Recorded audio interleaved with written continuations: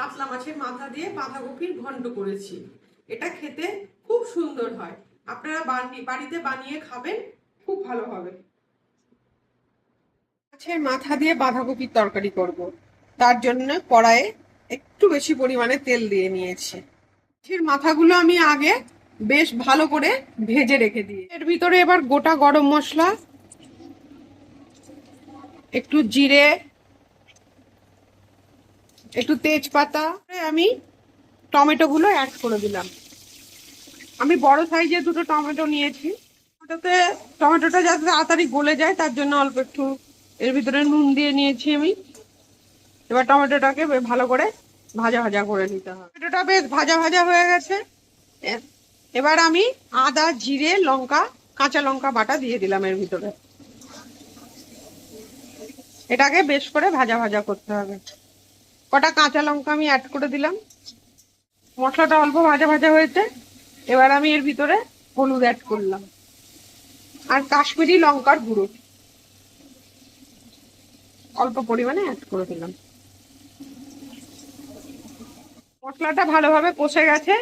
এবার আমি কপির সাথে আলুটাও সেদ্ধ করে নিয়েছিলাম, ওগুলো ভালো করে কষে গেছে মশলার সাথে। এবার আমি এর ভিতরে বাঁধাকপিটা অ্যাড করব। বাঁধাকপিটা আমি সেদ্ধ করে ভালো করে জলটা চিপে নিয়েছি, এই যে। আর এগুলো অ্যাড করে দিলাম। ভালো করে এটাকে মাখিয়ে নিই, দিয়ে আস্তে আস্তে আস্তে আস্তে এটাকে ভালো করে কষাতে হবে। এবার আমি এর ভিতরে নুন পরিমাণ মতো আর একটু মিষ্টি অ্যাড করে দেবো। মাছের মাথাগুলো অ্যাড করে দিলাম এর ভিতরে।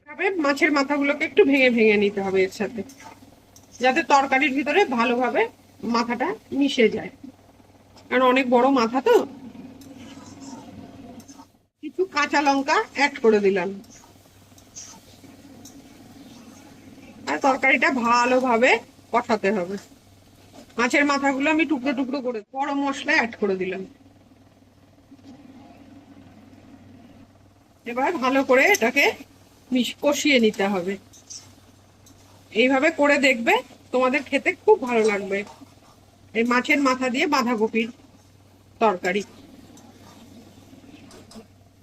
যে মাছের মাথাগুলো বড় বড় মাছের মাথা ছিল, ভেঙে ভেঙে নিয়েছি। এবার